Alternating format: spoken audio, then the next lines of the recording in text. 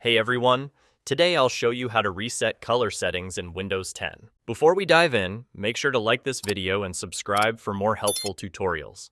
First, right-click on your desktop and select Display Settings.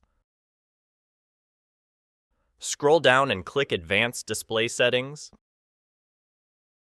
Then choose Display Adapter Properties. In the new window, go to the Color Management tab and click Color Management again.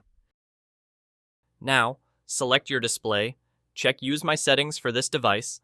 If you see any color profiles under the Profiles tab, select them and click Remove to reset. If there are no profiles, your display is already using the default color settings. If colors still look off, open Settings, go to Ease of Access, then Color Filters, and make sure it's turned off. That's it. Your colors should now be back to normal.